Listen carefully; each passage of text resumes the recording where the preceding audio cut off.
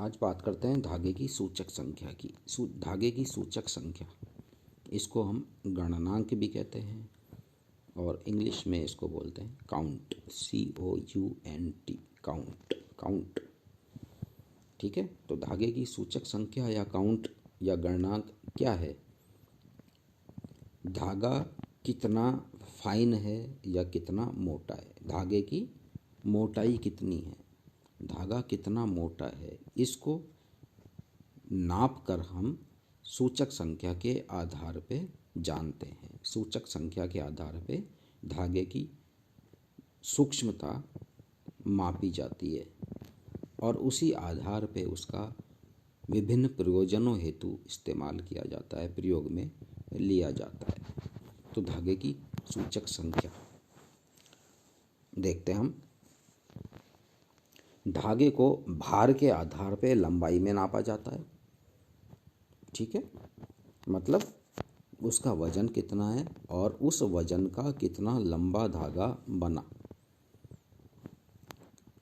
अथवा लंबाई के आधार पे भार में नापा जाता है, मतलब धागा कितना लंबा है और उसका वजन कितना है।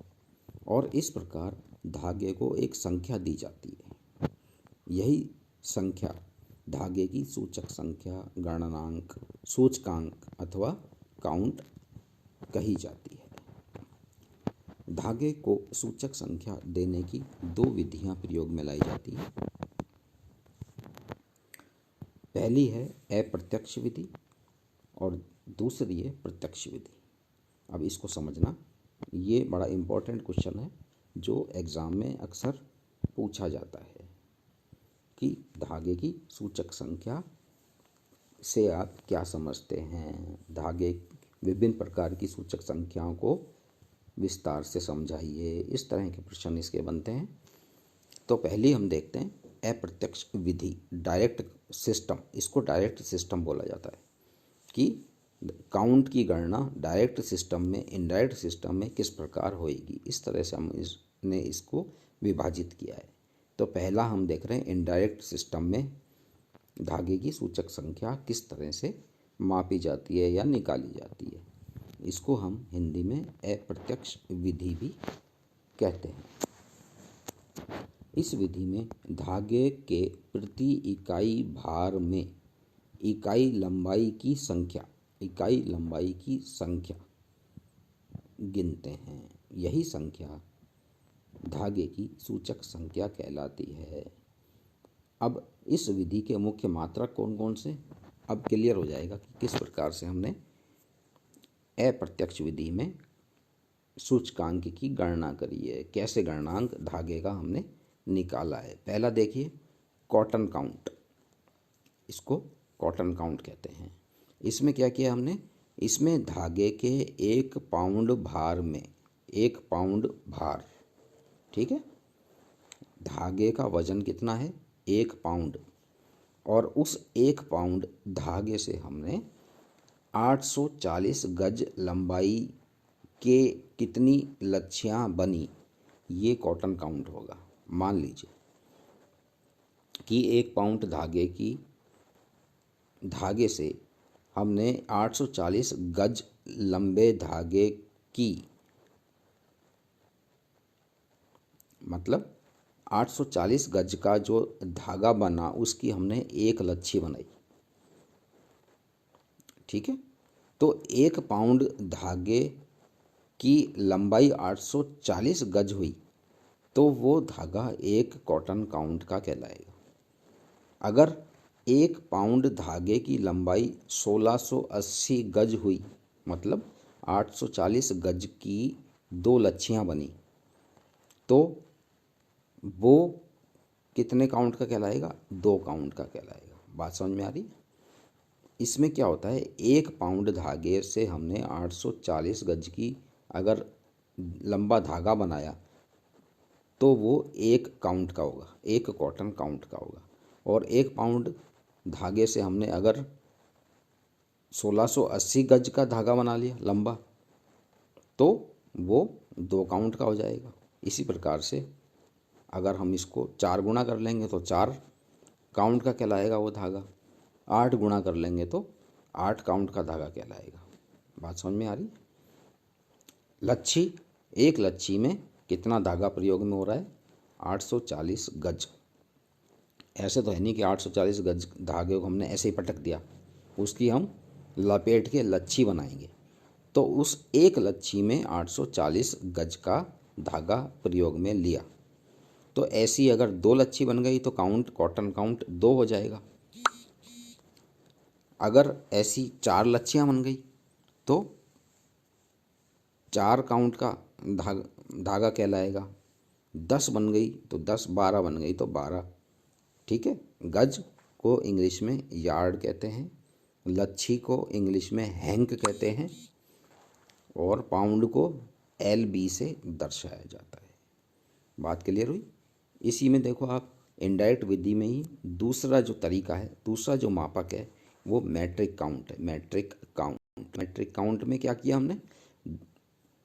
कॉटन काउंट में हमने कितना रखा था?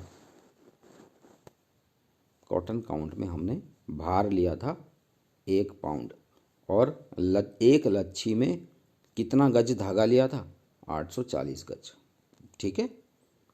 लेकिन मीट्रिक काउंट में क्या कर रहे हैं हम?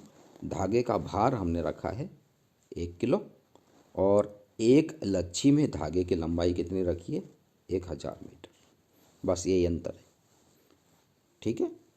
यही अंतर है कि 1 किलो धागे से 1000 मीटर लंबे धागे की एक लच्छी बनी, तो ऐसी कितनी लच्छियाँ बनी?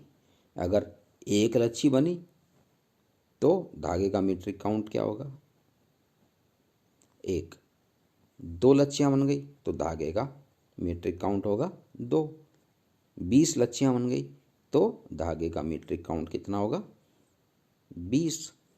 कहने का मतलब यह है कि लंबा धागा अगर लंबा बनता जा रहा है, लंबा होता जा रहा है, तो धागा फाइन होता जा रहा है, सूक्ष्म होता जा रहा है, पतला होता जा रहा है। तो जैसे जैसे काउंट बढ़ेगा, जैसे जैसे काउंट बढ़ेगा अप्रत्यक्ष विधि में या इनडायरेक्ट सिस्टम में, जैसे जैसे काउंट बढ़ेगा वैसे वैसे धागा सूक्ष्म होता जाएगा, पतला होता जाएगा। बात समझ में आ रही है? तो मीट्रिक काउंट, बात इसको क्लियर हुई? इसमें यहाँ हमने मीट्रिक काउंट में धागे का भार 1 किलो रखा है, और एक लच्छी में धागे की लंबाई रखी है 1000 मीटर। तो 1 किलो धागे से 1000 मीटर की लच्छियाँ जितनी बनेंगी, 10, 20, 50 जितनी लच्छियाँ बनेंगी वही उसका मीट्रिक काउंट होगा। तीसरा देखो, तीसरा हमने लिया है वस्टेड काउंट। वस्टेड और वूलन काउंट साधारणतः ऊन के लिए इस्तेमाल होता है। ऊन के बने धागे का काउंट निकालने के लिए वस्टेड काउंट और वूलन काउंट का प्रयोग किया जाता है। तो वस्टेड काउंट में देखिए क्या है, यहाँ हमने धागे का भार रखा है 1 पाउंड। 1 पाउंड में कितना ग्राम वजन होता है? 453.5 ग्राम वजन होता है। कितना होता है? 453.5 ग्राम। तो यहाँ हमने धागे का भार लिया है 1 पाउंड, और एक लच्छी में धागे की लंबाई जो निश्चित करी है वो करी है 560 यार्ड, 560 यार्ड्स। ठीक है। 560 गज। मतलब क्या हुआ? अगर 1 पाउंड धागे से 560 यार्ड की 5 लच्छी बनी तो वो वस्टेड काउंट कितना होगा? 5। ठीक है। मतलब यही हुआ कि 1 पाउंड धागे से 560 यार्ड या गज की जितनी लच्छियाँ बनेगी वही उस धागे का वस्टेड काउंट होगा। बात समझ में आ रही है? और इसमें चौथा देखिए आप, चौथा है woollen count. Woollen count, woollen count में क्या किया हमने? धागे का भार जो निश्चित किया वो हमने किया 1 पाउंड, और एक लच्छी में धागे की लंबाई कितनी निश्चित करी है? 300 यार्ड, 300 गज। मतलब 1 पाउंड धागे से अगर 5 लच्छी बनी। 5 लच्छी का मतलब हो गया कुल लंबाई धागे की कितनी होगी, 5 दिए 15, 1500 गज हो गई। 300 गज की एक लच्छी, तो 5 अगर लच्छियाँ बन गई तो काउंट, वूलन काउंट कितना होगा, 5। 10 लच्छियाँ बन गई तो वूलन काउंट कितना होगा, 10। ठीक है, तो 1 पाउंड